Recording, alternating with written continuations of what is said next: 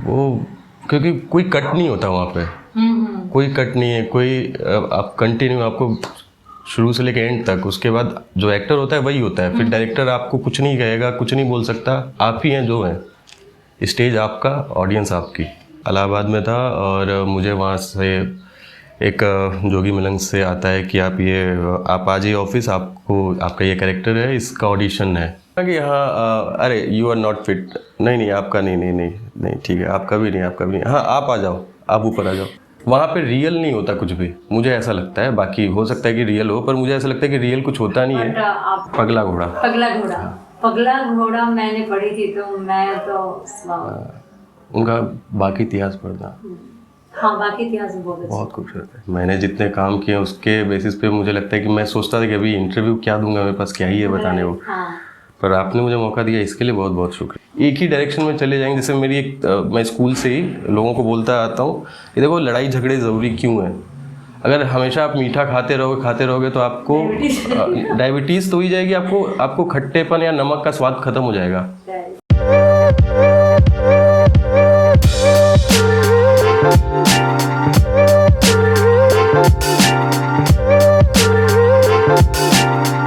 Hello Sanjay, आपका बहुत बहुत स्वागत है हमारे प्रोग्राम 1 to 1 विद प्रेरणा। बहुत बहुत धन्यवाद आपका, आपने हमें बुलाया अपने शो में 1 to 1 प्रेरणा में, शुक्रिया। Thank you. सबसे पहले आप ये बताइए कि जैसे कि आपने इंजीनियरिंग की और वो भी तो एरोनॉटिकल इंजीनियरिंग, हाँ मतलब एरोस्पेस भी होता है, एरोनॉटिक्स भी बोलते हैं लोग। अच्छा। मेरा आईआईटी में बोलते हैं एरोस्पेस, और मैं जिस कॉलेज से पढ़ा हूँ वहाँ पे एरोनॉटिकल बोलते हैं। अच्छा। हमारे स्टेट यूनिवर्सिटी में। तो उसमें आपने इंजीनियरिंग की। हाँ। और फिर इस फील्ड में आ गए, कुछ कहानी बताइए। हाँ एरोनॉटिकल एक्चुअली मैं पायलट बनना चाहता था, और एरोनॉटिकल लिया, बहुत सारे लोगों ने फर्स्ट ईयर में चेंज किया एरोनॉटिकल, हमारे ब्रांच के कुछ लोगों ने, कुछ लोग सिविल में गए, कुछ लोग इलेक्ट्रॉनिक्स, फर्स्ट ईयर के बाद चेंज होता है, कर सकते हैं आप। तो फर्स्ट ईयर के बाद मैं भी फॉर्म लेके आया, फिर मैंने कहा नहीं, मुझे जो करना है इस फील्ड की जानकारी होगी, तो मैं उस समय मेरे दिमाग में ये था कि मुझे पायलट बनना है, मैं इस हवा में उड़ना चाहता था, स्पेस में। पर एक इंसिडेंट ऐसा हुआ कि फिर मैं उसको आगे बढ़ नहीं सकता था उस फील्ड में, मेरा एक्सीडेंट हो गया। फाइनल ईयर में फाइनल सेमेस्टर के फाइनल पेपर के 3 दिन पहले मेरा एक्सीडेंट हुआ, ब्रेन इंजरी थी। तो उसके बाद मैं पायलट नहीं बन सकता, जहाँ पे I6/6 मांगते हैं वहाँ पे कहाँ से जा सकता था मैं। तो वो मेरा सपना हुआ, वो टूट गया। बट आपका एक्सीडेंट कैसे हो गया था? आप कहीं जा रहे थे या फिर? हाँ कहीं जा रहा था मैं, एक्चुअली सेम डे मेरा ब्रेकअप हुआ था, ठीक है। और ब्रेकअप हुआ, फिर एक मेरा फ्रेंड है, तो मैं घर पे जाके लेटा हुआ था। फिर भाई घर से उस दिन आ रहा था, बहुत सारी चीज़ें चल रही थी उस दिन, और भाई आने वाला था घर से। फिर दोस्त ने फ़ोन किया कि चलो उसको कुछ कूलर लेके आना था अपने बड़े भैया के यहाँ से। मैंने कहा ठीक है चलते हैं। और हमारा कॉलेज नेशनल हाईवे पे है, और हमारी सोसाइटी उस पार है रोड के, और कॉलेज इस पार था, और हमें रिक्शा लेने के लिए इस पार आना था नेशनल हाईवे क्रॉस करके। तो हम क्रॉस कर रहे थे, मेरा दिमाग डाइवर्ट था, मैं दिमाग में नहीं समझ में आ रहा था क्या चल रहा है, इतनी सारी चीज़ें चल रही थी कि फोकस नहीं था मैं। तो मैं रोड क्रॉस कर रहा था, वो साथ में 2 दोस्त और थे, उनको दिखा सामने से, हाँ पैदल थे, हम रोड क्रॉस कर रहे थे, सामने से एक बाइक वाला था लेकिन बहुत स्पीड में आ रहा था। इन दोनों ने देखा, ये दोनों रुक गए, और मैं थर्ड पे था, और मुझे नहीं दिखा, मैं थोड़ा सा आगे बढ़ा, उसने टक्कर मारी, मैं फ्लाई करके ऐसे डिवाइडर पे सर लगा, फिर खून की उल्टियाँ चालू हो गई, और ठीक है वो बहुत कुछ हुआ। तो बस ये था कि मेरा वो सपना वहाँ टूट गया, मुझे पायलट बनना था, तो हो गया। तो जिन बंदे ने आपका एक्सीडेंट किया, क्या आपकी हेल्प के लिए आए, वो चलेगा? कौन? जिन्होंने एक्सीडेंट किया था, जो बाइक से थे? हाँ। नहीं मतलब ये जो दोस्त थे वो बताते हैं मुझे, ऐसा मुझे तो होश नहीं था, तो वो बताते हैं कि वो उसको मारने गए, पर उसने पहले ये बोला कि भाई मुझे बाद में मार लेना, पहले उसको लेके जाओ, उसको ब्लड आ रहा है, उसको होश नहीं, उसको पहले उठाओ, लेके हॉस्पिटल जाओ। तो उसकी बाइक भी टूट गई थी, बहुत ही स्पीड में था वो, होते हैं शहरों में, ऊपर से नेशनल हाईवे पे था वो। तो हाँ रिक्शा वालों ने बहुत मदद की, उसने अपना पैसेंजर उतार दिया, पैसेंजर उतार के मुझे लेके हॉस्पिटल गया। फिर इस फील्ड में कैसा है, सवाल तो ये था, तो हाँ हम सवाल से डाइवर्ट हो गए। तो सवाल ये था कि फिर मुझे समझ में आया था अभी करूँ क्या, क्योंकि तो मुझे उसके बाद मुझे ये लगा कि अभी करूँ क्या। वो तो गया जो मैंने सोचा था करने का। फिर इंट्रोड्यूस्ड हुआ थिएटर, मुझे अच्छा लगा। अच्छा। हाँ मतलब मुझे लगा कि हाँ मतलब यहाँ पे मैं अपने मतलब उसको कहते हैं कि अब मैं यहाँ पे जो देना चाहूँ, मुझे टेबल डेस्क जिसको बोलते हैं, वाइट कॉलर जॉब मुझे पसंद नहीं था। मैंने कुछ दिन जॉब किया पर मुझे पसंद नहीं आया। मैंने कहा वो 9 to 5 की जॉब मेरे से नहीं होगी। और उसी बीच में थिएटर इंट्रोड्यूस हुआ, दोनों साइड बाय साइड चल रहा था, थिएटर भी और वो भी। थिएटर तो मैंने ऐसे अपने आप को मतलब मेंटली अपने आप को ठीक करने के लिए शुरू किया था। अच्छा। कि मैं थोड़ा सा स्टेबल हो जाऊँ, क्योंकि मैं डिप्रेशन का शिकार हो रहा था उस टाइम पे। जॉब मुझे पसंद नहीं आ रही थी, 9 to 5 जॉब। तो फिर थिएटर से इंट्रोड्यूस हुआ। थिएटर किया था बचपन में, पर वो बचपन वाली तो स्कूल वाले तो जानती ही हैं कैसे होता है। तो हुआ, शुरू किया, अच्छा लगना शुरू हुआ। धीरे धीरे धीरे फिर मैंने जॉब छोड़ दी और मैंने थिएटर को ही कंटिन्यू किया। और फिर फुल टाइम जॉब हो गया मेरा थिएटर। तो ऐसे मैं इस फील्ड में है। तो फैमिली का क्या रिएक्शन था इस पे? फैमिली को तो बताया नहीं ना बहुत टाइम तक। ओके। जब मैंने जॉब छोड़ी तब बताया कि मैं थिएटर कर रहा हूँ। तो उनका रिएक्शन ऑब्वियसली, छोटे शहर के हैं हम लोग, छोटे टाउन के, बिहार मेरा रूट है, इलाहाबाद में अपब्रिंगिंग हुई। तो उनको लगा पहले कि क्या कर रहा है, पहले तो लगा कि हाँ ठीक है कुछ कर रहा है, लेकिन उन्होंने बोला कि जॉब कुछ दूसरा खोजो। फिर मैंने कहा ठीक है देखता हूँ। पर मैं कुछ दिन तक झूठ बोलता रहा, कुछ सेविंग्स थी उससे चलता रहा। अच्छा। फिर धीरे धीरे घर से मांगना चालू किया। फिर हाँ फिर थिएटर एक मतलब घर वालों ने मेरा शो कभी नहीं देखा था। लास्ट शो था मेरा लखनऊ में। तो मैंने घर वालों को बुलाया, मैंने कहा कि लास्ट शो है मेरा लखनऊ में, मुंबई तो अब तुम लोग कब आओगे, मैं मुंबई जा रहा हूँ, तो तुम लोग कब आओगे वहाँ पे देखने, नहीं देखने, तो पता नहीं कब टाइम मिलेगा, कब मुझे सिनेमा में काम मिलेगा, कब आप लोग देखेंगे। इससे अच्छा है कि ये लास्ट शो है और पास में ही है लखनऊ, तो आ जाओ। तो बहन आई थी शो देखने, बड़ी बहन। शो के बाद शो देखते समय रो दी थी वो। कौन सा प्ले था वो? वो था picture of Dorian Gray, Oscar Wilde का लिखा हुआ। अच्छा। हाँ तो उसमें बासिल का कैरेक्टर किया था मैंने। मेरा लास्ट प्ले, लखनऊ का लास्ट प्ले था वो। उसके बाद मैं मुंबई आया, फिर मुंबई में मैंने थिएटर कंटिन्यू रखा है अभी तक। मैं चाहता हूँ इसे कंटिन्यू रखूँ, थिएटर नहीं छोड़ना चाहता मैं। हाँ। मतलब कुछ भी हो, थिएटर नहीं छोड़ सकते, उसका एक अपना मज़ा है। हाँ। एक लाइव ऑडियंस के सामने लाइव परफॉर्म मुझे लगता करना। है कि थिएटर अगर आप करते रहते हो तो कहीं ना कहीं आपकी जो लाइक जमीन से जुड़े रहते हो, और as a person, as a human. ज़मीन से तो जुड़ा रहना वो तो है ही, पर एक जो लाइव ऑडियंस के सामने एक परफॉर्म करने का जो एक फील, एक आनंद है ना, वो क्योंकि कोई कट नहीं होता वहाँ पे। कोई कट नहीं है, कोई आप कंटिन्यू, आपको शुरू से लेकर एंड तक। उसके बाद जो एक्टर होता है वही होता है, फिर डायरेक्टर आपको कुछ नहीं कहेगा, कुछ नहीं बोल सकता, आप ही हैं जो हैं। स्टेज आपका, ऑडियंस आपकी। तो उसका फील, उसका जो एंजॉय है वो सिनेमा में है, उसका अपना है। मतलब दोनों का एक अपना एंजॉयमेंट है। थिएटर में आप लाइव एक्सपीरियंस करते हो, बट सिनेमा में आप शूट पे होते हो। हाँ वहाँ पे कट है बहुत सारी। आप थोड़ा सा भी इधर उधर गए, थोड़ा भी इधर उधर हुआ तो डायरेक्टर ने रीटेक ले लिया, कट कर दिया। पर थिएटर में नहीं है वो। तो उसी का अपना मजा है। तो आपके हिसाब से थिएटर सिनेमा बहुत डिफरेंट है या थोड़ा सा डिफरेंट है क्या? आपके अकॉर्डिंग क्या लगता है? यार हम एक्टर हैं, हमारे लिए दोनों सेम ही है। क्या ही डिफरेंस है, बस वही थिएटर में आप लाइव होते, लाइव ऑडियंस के सामने आप कर रहे होते हैं, वहाँ पे आपके पास रीटेक का ऑप्शन होता है। बस यही अंतर है और कुछ नहीं है। और बाकी चीज़ें हैं वो इतना भी धीरे धीरे आप जानते हो, वो टेक्निकल चीज़ें हैं।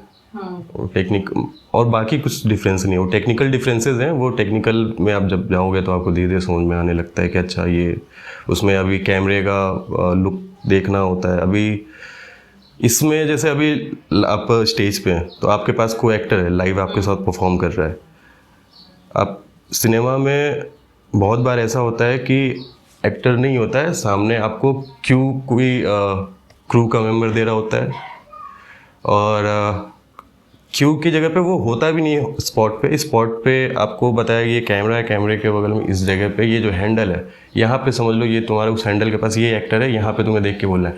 अब वो आइज़ टू आइज़ जो कांटेक्ट होता है वो नहीं है कोई एक्टर के साथ सिनेमा में, ये है जो मुझे फील हुआ। आपने जैसे आपके मैंने आपका बहुत सारा काम भी देखा है, जिसमें से अभी नहीं, बहुत सारे काम तो नहीं किए मैंने सिनेमा में। मैंने कुछ काम तो देखा हाँ, है। कुछ काम ही किए मैंने। वो कुछ भी आई थिंक बहुत होता है, बिकॉज बहुत सारे लोग उतना भी नहीं करते। हाँ। तो आई थिंक कह सकते हैं तो वो काम जिसमें से शहर लखोट। हाँ, शहर लखोट, जिसमें आपका काफी अच्छा कैरेक्टर है, आपने काफी अच्छा काम किया है। बहुत बहुत शुक्रिया। कैरेक्टर के बारे में और शहर लखोट की जर्नी के बारे में, और वो कैसे मिली और उसका क्या एक्सपीरियंस रहा शूट के दौरान, एंड क्या चीजें रही वो तो बहुत लंबा टॉपिक है। कोई नहीं, उसको हाँ, तो प्रिसाइज करके बताऊँ तो शॉर्ट में बताता हूँ कि मुझे मिला कैसे लखोट। मैं घर पे था, इलाहाबाद में था, और मुझे वहाँ से एक जोगी मलंग से आता है कि आप आ जाइए ऑफिस, आपका ये कैरेक्टर है, इसका ऑडिशन है। तो मैं बोला कि अभी तो 1 हफ्ता आपको देना पड़ेगा मुझे, मैं शहर में हूँ नहीं। तो मैं बोला ठीक है, सेल्फ टेस्ट भेजिए। तो सेल्फ टेस्ट बना के भेजा, और सेल्फ टेस्ट बनाने के लिए एक टाइम पे तो ऐसा है कि मैं कुछ गालियाँ थी उसमें। हाँ, तो अब क्यों कौन देगा, मैंने थिएटर तो लखनऊ से किया है, इलाहाबाद में एक्टर्स को मैं जानता नहीं हूँ। तो अब क्यों कौन देगा, बहन को ही बोला, बहन ने बोला नहीं ये गालियाँ हैं, मैं नहीं दूंगी। फिर एक टाइम आया, उसको सेम डे बोला कि शाम तक भेज दीजिए, कल ऑफ रहेगा, हमें आज ही भेजना है, ऐसा। तो मैंने कहा एंड मोमेंट पे शाम को 7-8 बजे तक मैंने उसको मैसेज ड्रॉप कर दिया कि भाई नहीं हो पाएगा, नहीं भेज पाऊँगा मैं, क्योंकि क्यों देने वाला कोई नहीं है, तो मुझे 1 हफ्ते 5 दिन का टाइम दो, मैं मुंबई आता हूँ, ऑफिस में आके देता हूँ। उसने मैसेज देखा नहीं था, और मैं शाम को ऐसे ही स्कूटी लेके निकला। ऐसे ही शाम को घर में क्या करते, काम तो होता नहीं है अपने शहरों में, तो स्कूटी लेके घूम रहे हैं। तो ऐसे ही घूम रहा था, और दिमाग में चल रहा था यार काम आया, ऑडिशन आया, मैंने दिया नहीं, ये तो बहुत गलत बात है। घूम रहा था ऐसे ही, तभी मुझे याद आया, एक यूपीएससी की तैयारी करता है एक लड़का है, 24-25 साल का, थिएटर से कोई लेना देना नहीं उसका। वो मिला मुझे, दोस्त था। तो मैंने उसको बोला कि यार एक चीज़ कर पाओगे क्या, एक क्यों देना है, दे पाओगे क्या? मतलब भैया कोशिश करूँगा मैंने कहा कैमरा भी तुम्हें करना होगा, क्यों भी तुम्हें देना होगा, कई चीज़ें। बोला ठीक है मैं कोशिश करता हूँ। तो उसी के घर पे गया, और वो एक कमरे के अंदर, वहीं उसका किचन, 2 लड़के रहते थे, उसका रूममेट कहीं गया हुआ था, तो इधर बेड, बीच में एक टेबल जिस पे किताबें और टेबल लैंप रखी हुई है, और दीवारों पे पीछे पोस्टर मैप्स लगे हुए हैं इंडिया के, वर्ल्ड के। इधर खाना बना रहे हैं उसी एक ही कमरे में, 10x10 में। अब वहीं पे लाइट भी उतनी कुछ खास, अब उनकी जो लाइट होती है पढ़ने वाली उतनी होती है ना, हमारे हिसाब से तो लाइट रखते नहीं है, रखेगा नहीं वो। तो उसी कमरे में शूट किया। मैंने कहा अब जैसा है अब बना के तो भेज देते हैं, बाकी अब वो लोग देखें, डिसाइड करें। उनको लाइट कम भी है तो इससे ज़्यादा अभी नहीं कर सकता, क्योंकि ऑप्शन नहीं है मेरे पास। तो वो बनाया, भेजा, और फिर मैंने उसको रात में 12 बजे के आसपास उसको बना के भेज दिया। अगले दिन उसने देखा नहीं, सैटरडे था या ऑफ था, ऑफिस का कुछ भी था। मैं फ़ोन कर रहा हूँ, फ़ोन नहीं उठाया। संडे नेक्स्ट डे फ़ोन नहीं उठा रहा। फिर उसके अगले दिन मेरी बहन की शादी तय हुई थी, छोटी वाली बहन की, तो उसके लिए शॉपिंग करने मम्मी के साथ हम गए हुए मार्केट, और वहाँ पे फ़ोन आता है कि आपका आया नहीं ऑडिशन। मैंने कहा भेज दिया था मैंने, 2 दिन हो गया, फ्राइडे को ही रात में भेजा था आपको 12-1 के आसपास।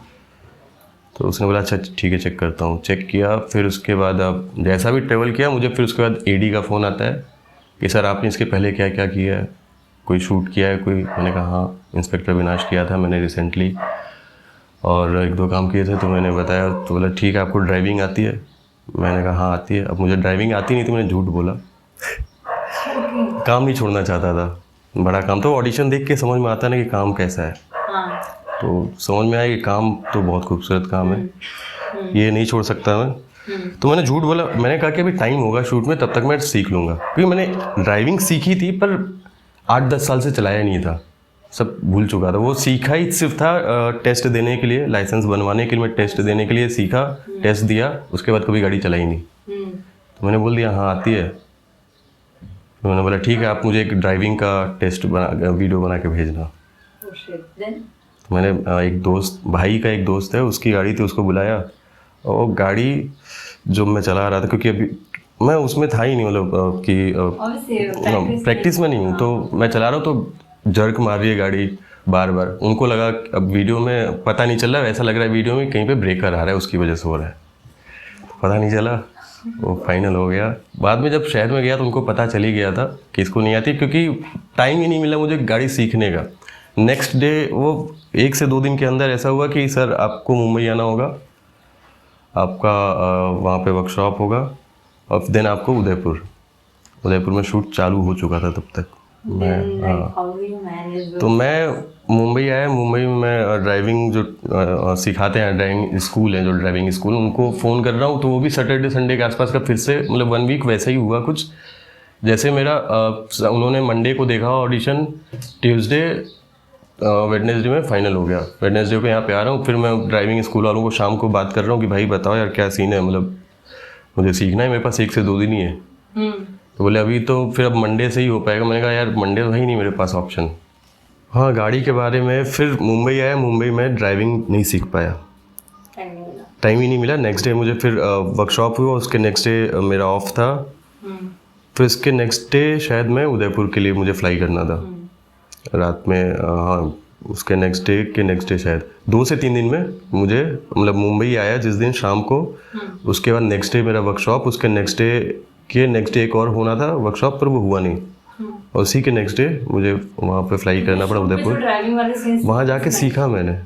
तो इसमें जो को-एक्टर थे उनके साथ काम का एक्सपीरियंस कैसा रहा? बहुत अच्छा। लाइक आपके जो मोस्टली सीन्स हैं, आई थिंक प्रियांशु के साथ है, मंजरी के साथ है, कश्यप के साथ है।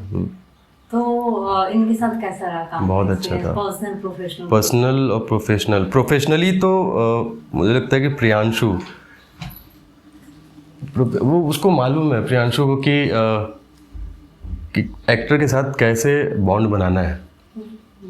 और हाँ, बहुत स्वीट है, और प्रोफेशनली भी बहुत उसको मालूम है कि कितना रिश्ता रखना है, कितने में कंफर्टेबल हो जाएगा ये एक्टर मेरे साथ। ये बहुत अच्छा, मैंने जो भी सीखा, मैंने सबसे कुछ ना कुछ सीखा, कुछ नहीं कुछ, बहुत कुछ सीखा मैंने सब लोगों से। तो प्रियांशु, अच्छी दोस्ती मेरे भी प्रियांशु से, मंजरी, कश्यप, और 2 ऐसे लोग थे जिनके साथ मेरा शूट भी नहीं था, सीन्स नहीं थे, श्रुति जॉली और कुबरा सेठ। तो इनके साथ में बहुत अच्छी दोस्ती हुई, जबकि इनके साथ मेरा एक भी सीन नहीं है। तो एक्चुअली फैमिली बोलता हूँ मैं लखोट को। वो ऐसा नहीं है कि वो एक सिर्फ सीरीज़ है या एक प्रोजेक्ट है, वो मेरे लिए एक परिवार है, लखोट परिवार। तो मैंने जब बहन की शादी थी तो कार्ड पे मैंने लिखा भी था, लखोट परिवार लिख के मैंने सर को दिया था। वो मेरे फैमिली है, कोई क्रू, और सबसे अच्छी दोस्ती हुई थी। ऐसा नहीं कि सिर्फ एक्टर्स से ही, क्रू से भी, अपने डीओपी जो विशाल सर थे, सबसे अच्छी बॉन्डिंग हो गई थी। सबके साथ बैठते थे, शाम को बातें होती थी हमारी शूट के बाद। शुरू में मैं नहीं जाता था क्योंकि मेरा होटल अलग था, क्रू का होटल अलग था। तो मुझे प्रियांशु पहले ही दिन, शूट मेरा पहला दिन हुआ, उसके बाद बोला कि चल होटल हमारे वहाँ पे चल। प्रियांशु अलग होटल पे रहता था जहाँ पे क्रू रहता था। उसको बोला गया था प्रियांशु को कि ये वैसे रखने वाली चीज़ नहीं है, उनका पर्सनल है शायद ये शूट का। तो ये तो प्रियांशु ने पहले ही दिन हम शूट पे मिले, हमने शूट किया। फिर उसने बोला आजा होटल पे बैठते हैं, साथ में बात करते हैं। फिर वो होटल पे हम गए, शूट कंप्लीट हुआ, साथ में होटल में बैठे, बातचीत हुई। धीरे धीरे ओपन हुआ। मैं बहुत शाई था, डरा हुआ था लखोट को लेके, क्योंकि मुझे पता चल गया कि प्राइमरी कैरेक्टर है, पहली बार इतना बड़ा कैरेक्टर मेरे पास है। मैंने कहा पता नहीं कर पाऊंगा या नहीं कर पाऊंगा। और मैंने नवदीप सर की फिल्म देखी थी मनोरमा 6 फीट अंडर। अच्छा। तो इतनी खूबसूरत फिल्म है वो। मैंने कहा इतना ब्रिलियंट डायरेक्टर है, मैं उस लेवल पे आ पाऊंगा क्या, जो उनकी सोच है, जिस सोच से वो काम करते हैं। तो लेकिन हाँ, उन्होंने मुझे छूट दिया, मतलब मैं जो भी करता था वो मुझे छूट दे दिया। तो उन्होंने कि हाँ ठीक है करो। जब उनको लगता था कि ये शॉट थोड़ा सा गलत हो रहा है, नहीं यहाँ पे ये चीज़ नीचे, तो आके बताते थे। बाकी मुझे पूरी छूट थी, अपने तरीके से अपना कैरेक्टर डिज़ाइन किया मैंने, तैयार किया। और शूट हुआ, अच्छा लगा, अच्छा था, बहुत अच्छा एक्सपीरियंस था। अल्टीमेटली सारे एक्टर के साथ जो भी को एक्टर थे उनके साथ अच्छा बॉन्डिंग हो गया, बहुत अच्छी अच्छा। bonding थी। और तो इसलिए परिवार है, अच्छा बोल रहा। इसलिए तो परिवार हाँ, बोल रहा हूँ परिवार मैं, बोल परिवार रहा है वो मेरे लिए। इसमें अभी आपने थोड़ी देर पहले जिक्र किया था इंस्पेक्टर अविनाश का। हाँ, इंस्पेक्टर तो अविनाश। उसमें जो आपका कैरेक्टर, मैंने उसके बारे में बहुत कुछ सुना है कि वो कैरेक्टर बहुत ही आपने अच्छा प्ले किया था। एंड नहीं, इसमें आपका मैंने नाम सारे भी कैरेक्टर्स बहुत अच्छे प्ले किए हाँ, हैं। लेकिन इसके बारे में बहुत हाँ। लोगों से मैंने काफी कुछ सुना है। हाँ, और मैंने द थिंग मैं इसलिए ये जानना चाह रही हूँ क्योंकि मैंने आपका ये वाला काम नहीं देखा, इसलिए मेरा पर्सनली ये क्वेश्चन है कि इंस्पेक्टर अविनाश मैंने नहीं देखा।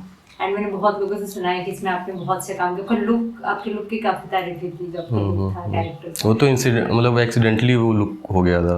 तो कोई ऐसा प्रिपेयर्ड नहीं था कि ये लुक रखना है, वो हो गया था, ठीक है।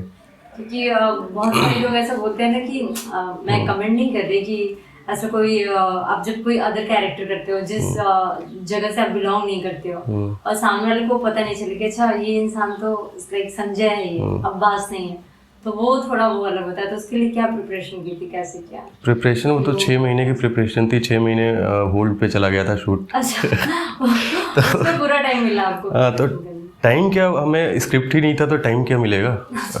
तो स्क्रिप्ट वो 4 से 5 दिन का शूट था और स्क्रिप्ट हमें मिलता था एक रात पहले। सिर्फ हमें पता चलता था कि ये कल है। मुझे कुछ नहीं पता था इस इंस्पेक्टर अविनाश के बारे में। सिर्फ मुझे जो ऑडिशन मिला था, ऑडिशन जो किया था, उस ऑडिशन के बेसिस पे मैंने अपना कैरेक्टर तैयार किया था कि यहाँ क्या हो सकता है, क्या चीज़ें हो सकती हैं। तो उस बेसिस पे मैंने उसको तैयार किया था और 6 महीने का टाइम था सोचने के लिए। खाली था, होल्ड पे चला गया था। मुझे ये भी नहीं था कि शूट होगा या नहीं होगा।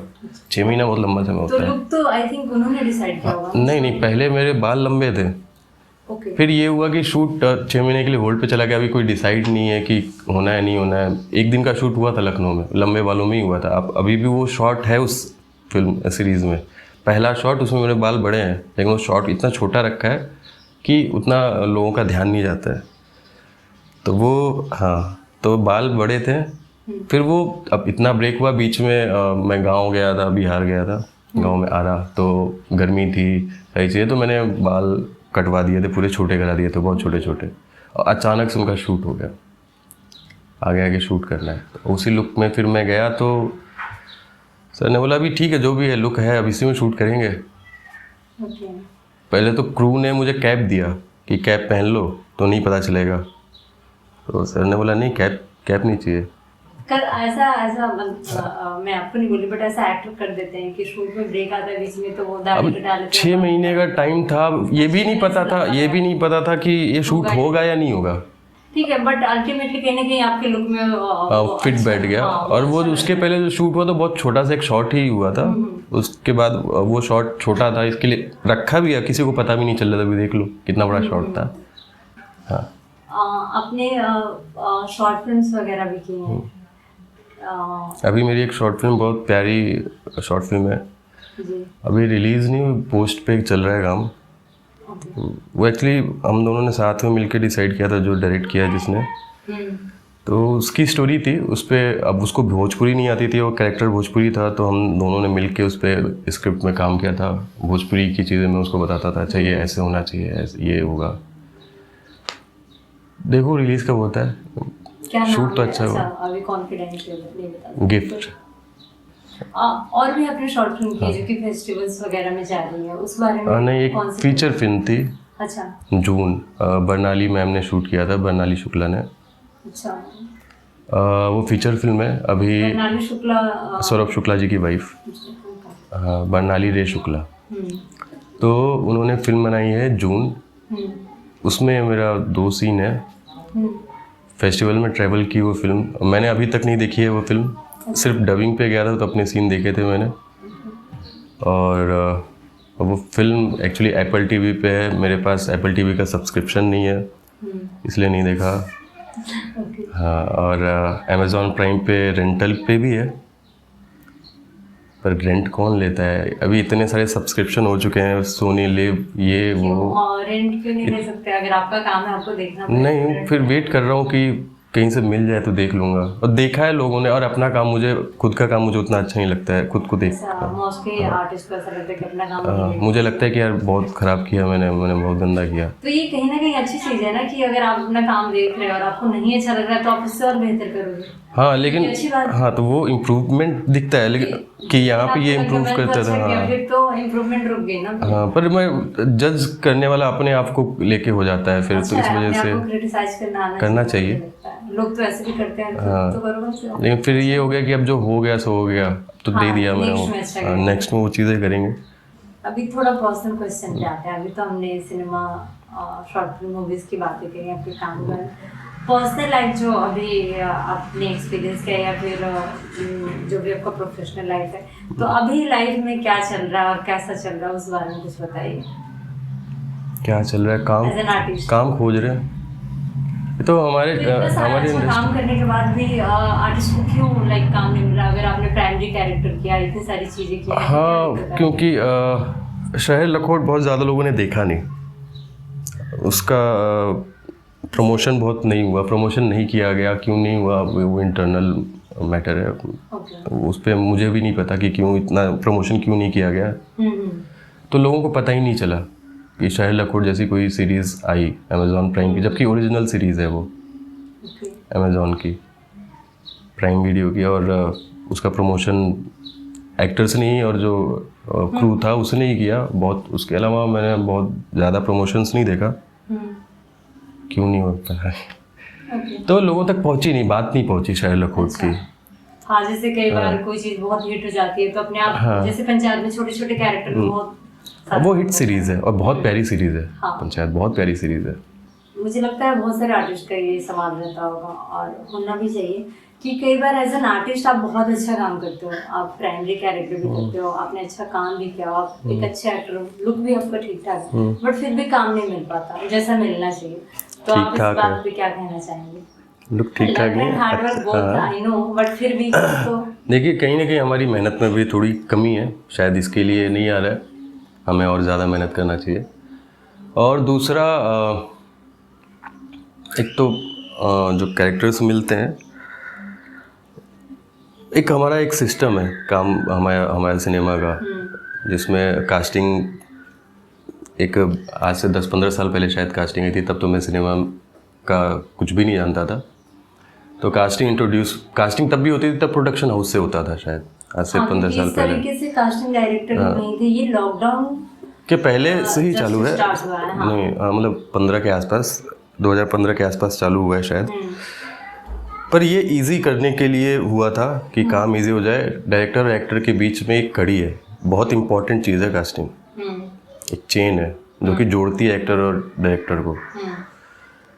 पर इसमें कुछ चीज़ें हैं, मतलब फ्लॉज नहीं बोलूँगा, मतलब क्योंकि बड़े लोगों को, जो कास्टिंग में बड़े लोग हैं, जैसे अभी जो ओनर है, जो कास्टिंग के बड़े बड़े जो एसोसिएट हैं, बड़े एसोसिएट्स हैं, उनको पता भी नहीं है कि ऐसी चीज़ें हो रही हैं। लेकिन नीचे, जैसे नाम नहीं ले सकता मैं किसी का, पर अभी एक ऑफिस है कास्टिंग का जहाँ पे नीचे गार्ड बैठा होता है, वो किसी से मिलने ऊपर जाके या नीचे ऑफिस में जाके किसी से हम मिल नहीं सकते। वो बोलता है कि आप उनको बुला लीजिए जिससे भी आपको मिलना है, या ये मेल आईडी, इस पर आप प्रोफाइल भेज दीजिए। वो तो सारे एक्टर्स भेज ही रहे हैं, वो चेक होता भी है, आप कास्टिंग में भी हैं शायद आपको पता होगा, सारे चेक होते हैं।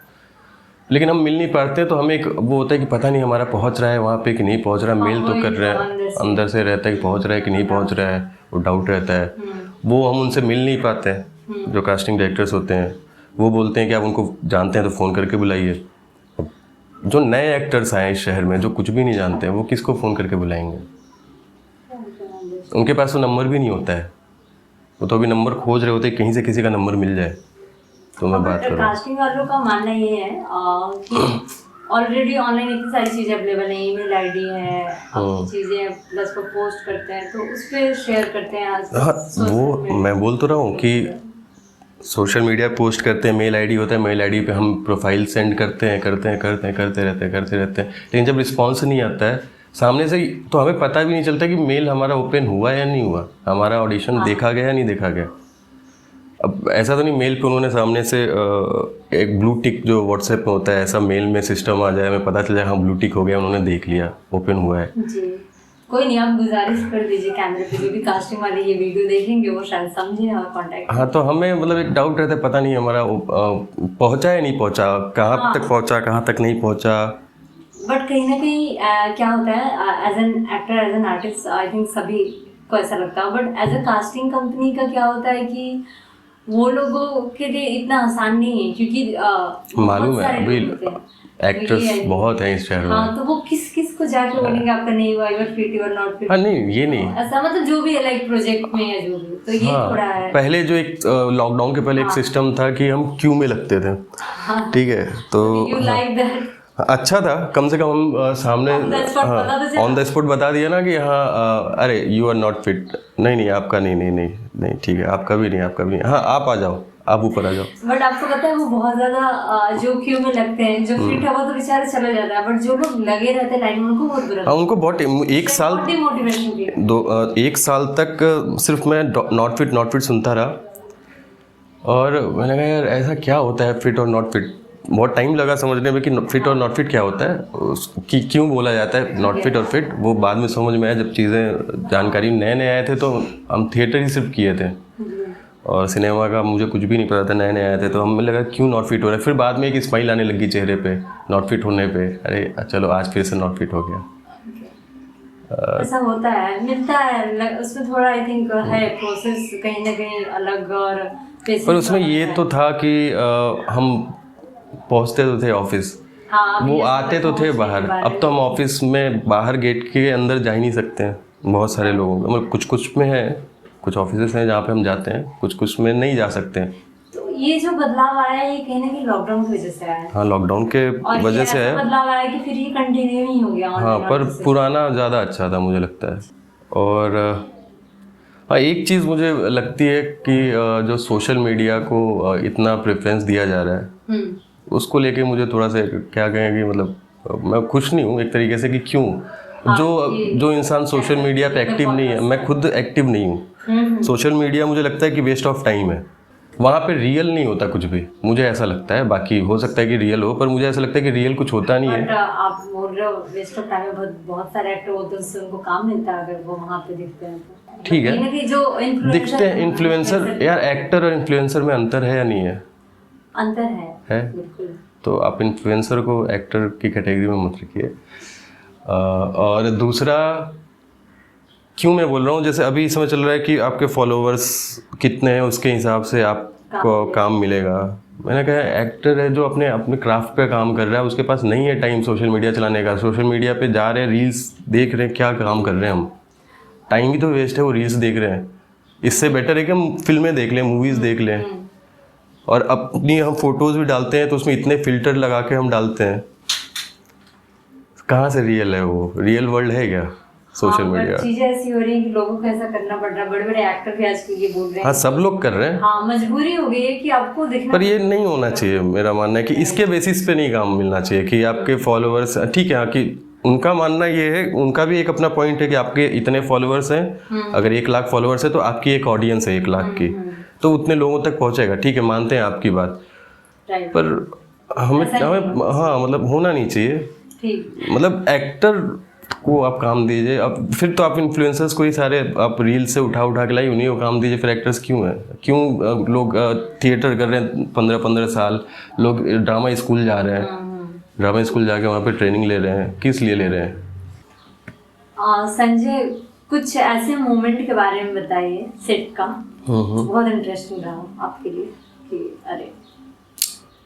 वैसे तो बहुत सारे मोमेंट्स हैं, किसी एक को स्पेसिफिक करना है, पर एक बहुत प्यारा मोमेंट था जब हम एक गांव में शूट कर रहे थे उदयपुर में, लखोट के शूट पे।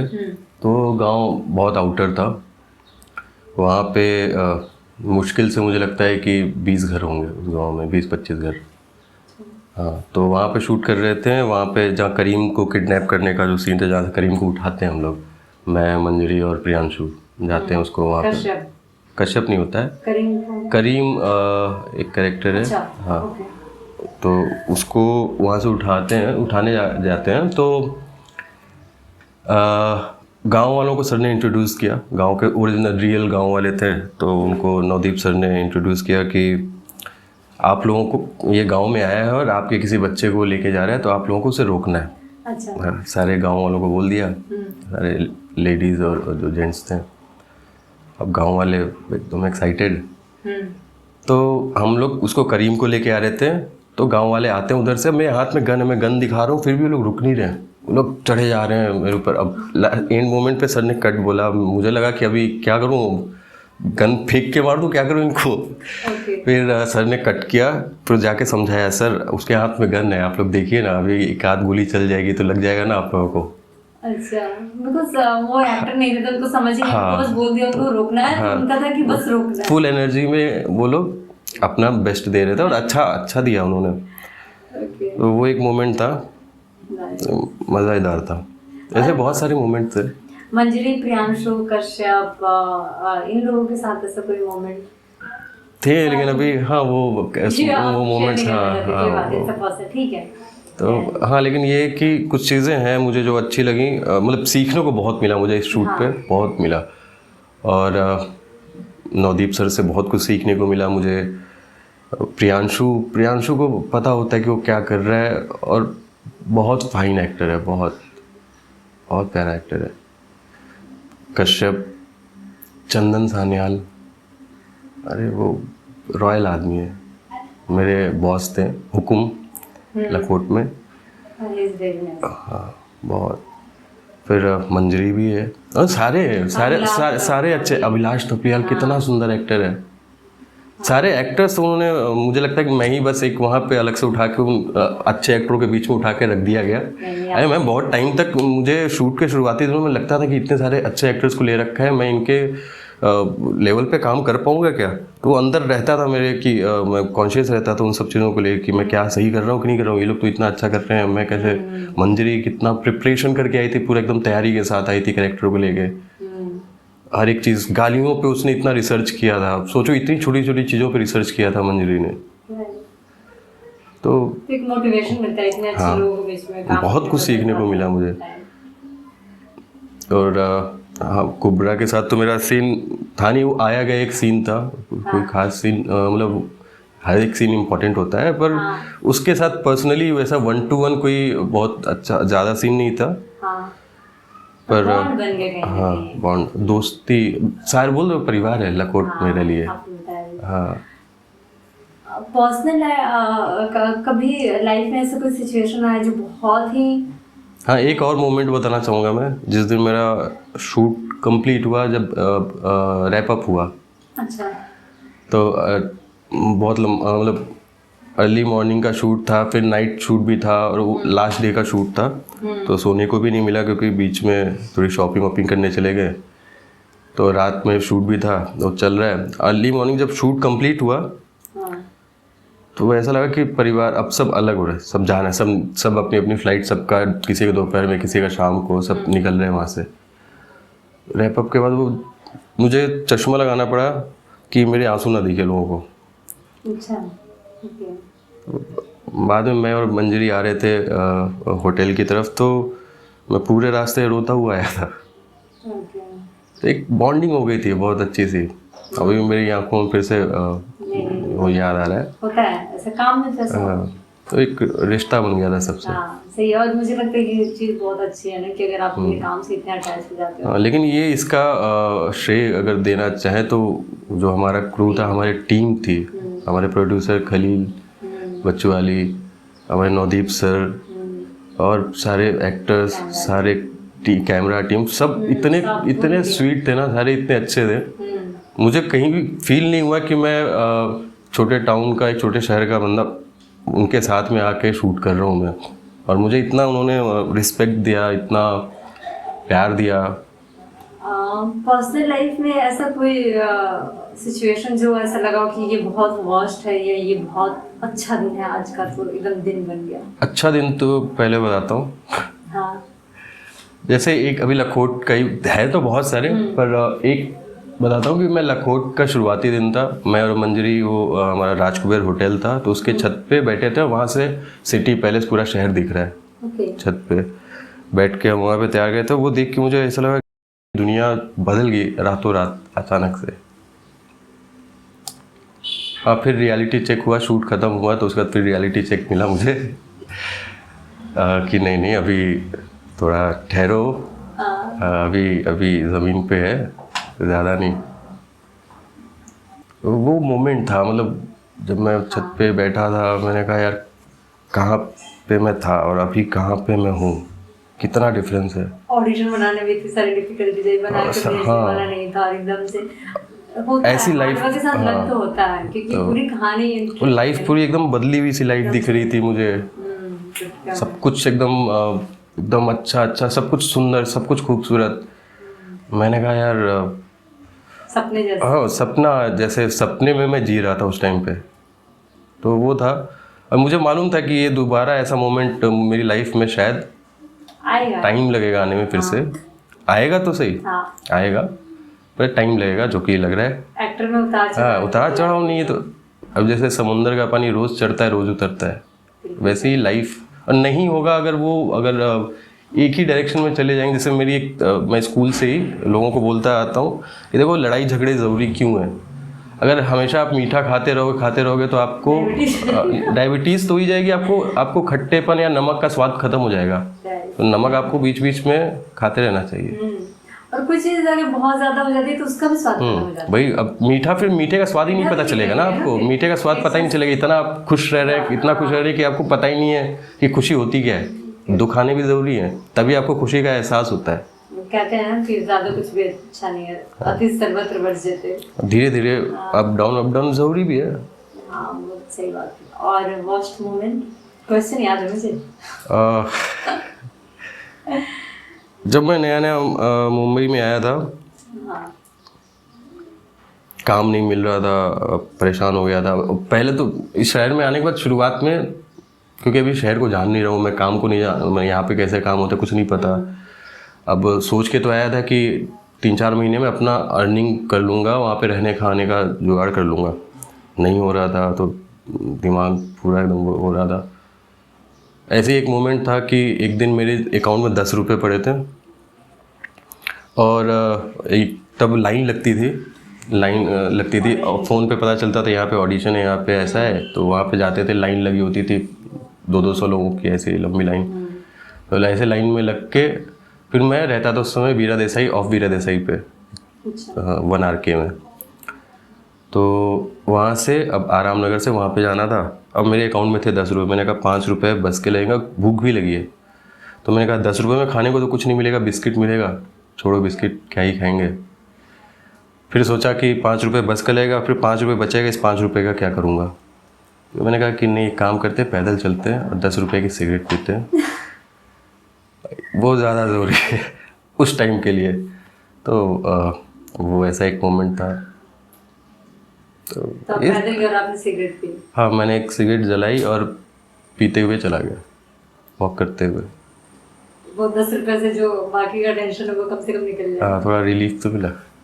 संजय, अभी हम अपने पॉडकास्ट में अपने अंतिम पड़ाव पे आ चुके हैं। और लास्ट में हम छोटा सा रैपिड फायर करते हैं, या तो चिट के थ्रू करते हैं या से 1 to 1 करते हैं।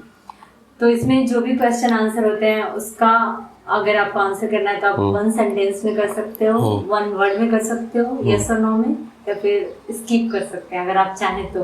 ठीक है, स्किप ज़्यादा ही होगा मुझे ऐसा लगता है।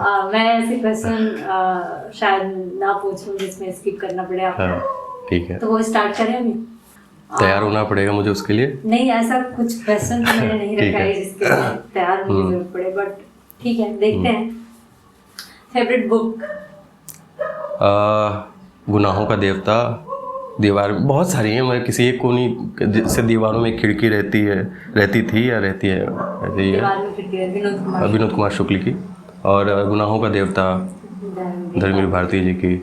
मेरा सबसे पहला नॉवेल यानी कि लिटरेचर था जो मैंने पढ़ा था, वो था गुनाहों का देवता। बहुत रोया था पढ़ के। और उसके बाद फिर मैंने उसके बाद लिटरेचर पढ़ना चालू किया। नहीं तो स्कूल में तो सिर्फ वही मैथ साइंस और उसके ऊपर कुछ पढ़ने को दिया ही नहीं जाता था, और ना ही, या तो खेलने के लिए थोड़ा समय मिल जाता था, या तो फिर पढ़ाई घर वालों को कहाँ ये सब क्या ये सब पढ़ के करोगे। अभी तो वो हम लोअर मिडिल क्लास है वो जॉब को लेके गवर्नमेंट जॉब का जो एक हाँ, बिहार में ऐसा हाइप बहुत बना के फैमिली रखते का हैं। रहता है। हर जगह है, सिर्फ बिहार में नहीं, हर जगह है। हाँ, बट मुझे ऐसा लगता है गवर्नमेंट जॉब के लिए मुझे लगता है बिहार में ज्यादातर है, क्योंकि यूपी एंड बिहार दोनों जगह। हाँ, यूपी बिहार दोनों में। बाहर में तो बिजनेसमैन और भी सारे ऑप्शन। तो मैं इंट्रोड्यूस हुआ था गुनाहों के देवता से लिटरेचर में, और उसके बाद मैं बीटेक फर्स्ट ईयर में ही था, फर्स्ट सेमेस्टर था उस टाइम पे मैंने पढ़ा। फिर उसके बाद मैंने जितना मैं अपना इंजीनियरिंग की किताबें पढ़ता था वैसे लिटरेचर भी साथ में चलता रहता था। एक बुक खत्म फिर दूसरा लेके आता था। तो वहाँ से मेरा जर्नी शुरू हुआ, मेरा फर्स्ट ईयर बीटेक के फर्स्ट ईयर से ही इस आर्ट की फील्ड में अगर देखें तो लिटरेचर से जुड़ा हुआ मेरा वहाँ से हुआ। फिर चीज़ें अपने आप बदल, शायद कहीं लिखा हुआ था कि मैं इस फील्ड में आऊँगा, तभी शुरुआत वहाँ से हुई, लिटरेचर इंट्रोड्यूस हुआ।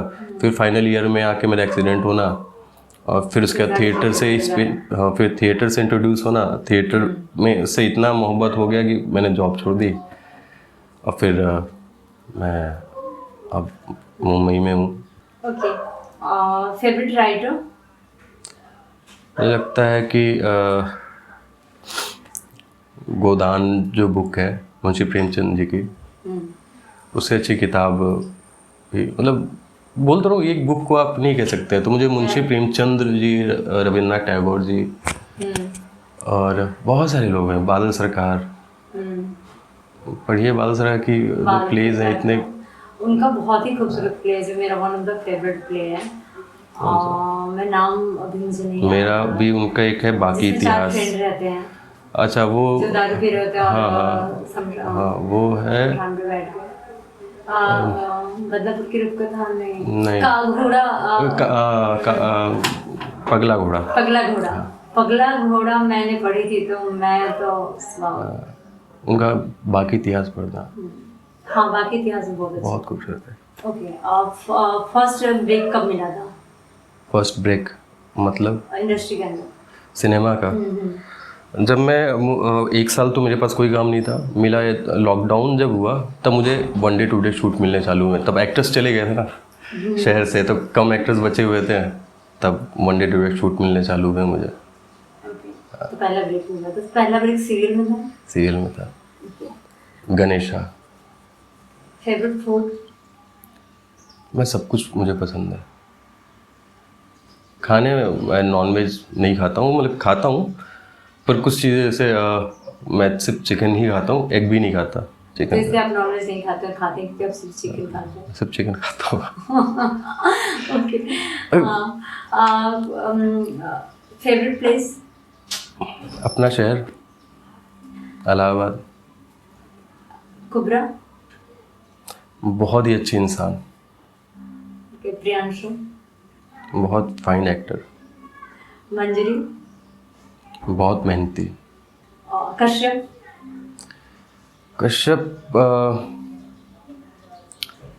कश्यप चीज़ों पे बहुत डीपली लेके जाता है। मुझे ऐसा जो लगा कि हर चीज़ को बहुत डीप सोचता है वो, हर चीज़ पे। अब ऑब्वियसली यहाँ पे अकेले खुद का पैसा लगा के वो प्लेस करता है, और इतने बड़े बड़े प्रोडक्शन करता है वो। श्रुति जॉली? बहुत अच्छी दोस्त। And family? फैमिली मतलब? फैमिली क्या है आपके लिए? फैमिली के बिना रह नहीं सकते। सब कुछ? फैमिली सब कुछ है। फैमिली अगर नहीं है तो फिर लाइफ में है ही क्या। अभी मुझे जैसे माँ से जितना प्यार है, मुझे लगता है कि ऑब्वियसली कि मतलब एक टाइम के बाद हर किसी को जाना है, पर मैं जब भी मेरे दिमाग में आता है कि उनके बिना मैं रहूँगा कैसे, मैं अपनी माँ के बिना। अगर आपके पास कोई एक सुपर पावर होती तो वो क्या होती? मैं फिर से अपना बचपन जीना चाहता। थैंक यू सो मच हमारे लिए इतना समय निकालने के लिए, पॉडकास्ट पे आने के लिए, और इतनी सारी चीज़ें बताने के लिए, अपने शूट का एक्सपीरियंस शेयर करने के लिए, अपनी पर्सनल जर्नी के बारे में बताने के लिए, एक्टिंग से पहले की अपनी इतनी सारी चीज़ें शेयर करने के लिए, तो आपका बहुत बहुत धन्यवाद। आपका भी बहुत बहुत शुक्रिया, बहुत बहुत धन्यवाद कि आपने मुझे अपने पॉडकास्ट 1 to 1 विद प्रेरणा पे बुलाया। और मैंने जितने काम किए उसके बेसिस पे मुझे लगता है कि मैं सोचता था कि अभी इंटरव्यू क्या दूंगा, मेरे पास क्या ही है बताने को। हाँ। पर आपने मुझे मौका दिया, इसके लिए बहुत बहुत शुक्रिया। कि मुझे लगता है कि हर इंसान के पास ऐसा कुछ ना कुछ होता है जो कि लोगों को जानना चाहिए या फिर उन्हें पता होना चाहिए, क्योंकि आपने भले ही कितना भी कम काम किया और ज्यादा काम किया, आपके पास कुछ ना कुछ एक्सपीरियंस तो होता ही है। और आपने बहुत नहीं, बहुत कुछ होता है। हाँ, मतलब काम का एक्सपीरियंस नहीं, लाइफ का तो एक्सपीरियंस होता है ना, हर किसी का एक अपना काम का एक्सपीरियंस भी होता है है। कहीं ना कहीं आपके पास। तो मुझे लगा, मैंने जो भी आपका काम देखा या जितना मैं आपको पर्सनली जानती हूँ, तो मुझे लगा आपका बहुत कुछ है, बल्कि हम तो उतना समझ भी नहीं कर पाए इस पॉडकास्ट में। आई थिंक नेक्स्ट में करेंगे, जब आपका कुछ नया रिलीज होगा तो करेंगे। हाँ बिल्कुल करेंगे। तो आप हमारी ऑडियंस और अपनी ऑडियंस के बारे में अगर कुछ बताना चाहें, कुछ बोलना चाहें तो प्लीज़। हम सबकी ऑडियंस सेम ही है। हाँ बिल्कुल। तो मेरी ऑडियंस आपकी ऑडियंस कोई अलग है क्या? जी हाँ बिल्कुल, ऑडियंस हमेशा same है। हाँ, ये 1 to 1 विद प्रेरणा यूट्यूब पे एक चैनल है जो कि बहुत आर्टिस्टिक लोगों को, यानी कि एक बहुत खूबसूरत लोगों को बुलाती है अपने मंच पर, उनके इंटरव्यू, उनकी कहानियाँ, उनकी पर्सनल कहानियाँ, उनकी प्रोफेशनल कहानियाँ जो उनके लाइफ की हैं, वो आप तक लेके आती है। तो इसको सब्सक्राइब कीजिए, लाइक कीजिए और शेयर कीजिए, और हमें भी देखिए, वीडियोस देखिए, यहाँ की जो लाइफ है उसके बारे में जानिए। Thank you so much Sanjay, शुक्रिया। आपका बहुत बहुत बहुत बहुत धन्यवाद। Thank you for being with us and all the best for your future. बहुत बहुत धन्यवाद। बहुत आगे बढ़े, स्वस्थ रहें, खुश रहें। Thank you. Thank you very much.